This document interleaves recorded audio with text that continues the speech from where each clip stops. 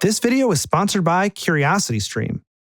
Transportation planners think about urban travel in the unit of trips. Trips to and from work, to the grocery store, to laser tag. Some trips are direct, like a trip from home right to school. Others form a trip chain, like when you run a bunch of errands. Before making the trip, people choose the most logical mode to use. Walking to the corner store to pick up a pack of Pokemon cards makes sense. Driving to a roadside attraction hundreds of miles away might make sense as well. But in many US cities, that trip to the corner store may also be made by car instead of on foot. In fact, 88% of trips and 91% of commute trips are made by car. There are exceptions to these percentages, like in New York City, but they hold true for most places. And these high car trip rates are somewhat surprising when you consider that 60% of trips are shorter than 6 miles or 10 kilometers.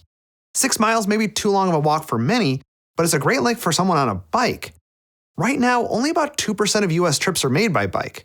There are all sorts of reasons for this low percentage, but a relatively new technology, electric bikes, addresses many of them.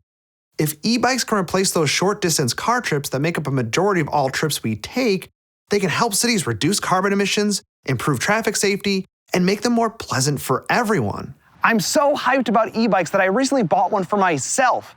I made a few customizations, and now it's my daily commuter. So let's go take a ride and talk about all the ways e-bikes can change cities for the better, after the bike bell. The other one. Now, those of you who have tried an electric bike know, it's almost like magic how easy it is to ride. E-bikes are totally familiar. They have pedals, gears, and brakes. You can use an e-bike just like a regular bike. But e-bikes offer pedal assist. When a rider moves the pedals, the electric motor kicks in and makes pedaling easier. Some electric bikes like this one also offer a throttle so the rider can move forward even without pedaling, though it drains the battery more quickly. The batteries on electric bikes have been getting better and cheaper, which has made the bikes a much more appealing concept in the last few years. Most e-bikes today can get about 25 to 50 miles per charge. The range depends on battery capacity and how much pedal assist or throttle the rider uses. For those of you who have not had a chance to use an electric bike, you might be a little underwhelmed right now. So it's a bike that's easier to pedal, so what? Well, they seem perfectly designed to make those shorter than 6-mile trips. Walking 6 miles each way to the store to get groceries may be too far, and cars make it easy but contribute to carbon emissions, traffic, and traffic injuries and fatalities. But this is where e-bikes shine. A 12-mile round trip is no problem for an e-bike's range, and the rider won't even break a sweat. The average trip length made in a car in the US is 13 miles, so most e-bikes could be used to replace those trips and have a little energy left to spare. Bikes, the regular kind without the battery motor, could also be used to make those short-distance trips, but electric bikes have some benefits over regular bikes. The electric motor makes hills essentially disappear. It's pretty amazing. Weather isn't as big of a deal either. A windy day can make someone on a regular bike feel like they're going uphill, but an electric bike can cut right through it. And I personally love electric bikes in hot weather. I can usually get where I want to without even breaking a sweat. Even on not-so-hot days, riding a bike for a long distance can cause anyone to get a little sweaty. If you're commuting via bike, then you have to bring a change of clothes or have access to a shower to freshen up. Electric bikes make that need obsolete. But I'm not advocating for electric bikes to replace regular bikes. I still have my regular bike and ride it too.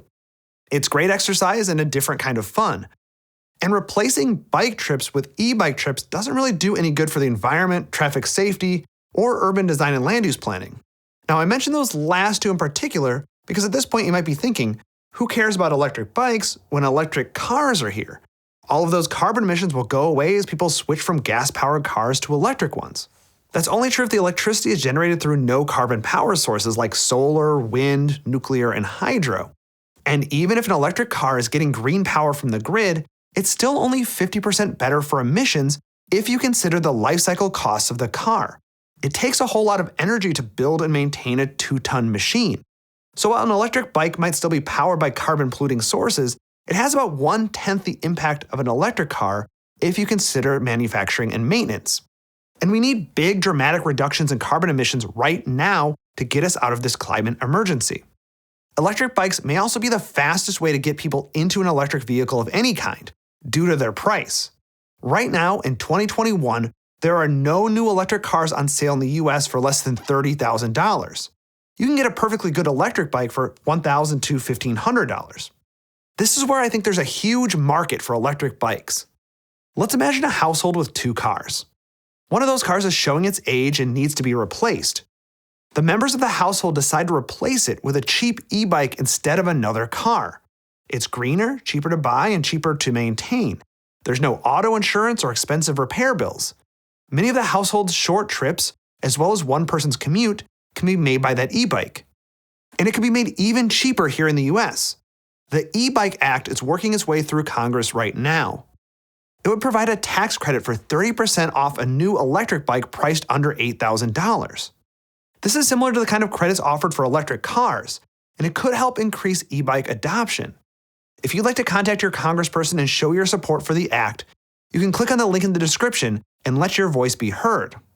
Like most things transportation, the United States is well behind our European friends in e-bike adoption. E-bikes now make up 17% of all bike sales there, and that number has been increasing rapidly during the last few years. Over 1 million e-bikes were sold in Germany during just the first half of 2019, for example. Experts project Europeans will buy 7 to 10 million e-bikes per year by 2025, and e-bike sales could surpass car sales by the end of the decade. In comparison, Americans bought 600,000 e-bikes in 2020. We won't be buying more e-bikes than cars anytime soon, but e-bike sales continue to rise and are already twice as high as electric car sales. It might make some sense that e-bike adoption is so fast in Europe, as many countries there have already eagerly adopted regular bikes. Many European cities have dense land uses, so trips are shorter than their US counterparts. And they've invested in robust bicycle infrastructure, so it feels safe and easy to hop on a bike and go just about anywhere. But e-bikes could be perfect for the US's less dense land use pattern. Destinations that would be too far for someone pedaling a regular bike may be more accessible on an e-bike. We in the United States still have a long way to go, though. Safety is the biggest reason people don't use a regular bike right now, and that doesn't really change when you switch to an e-bike.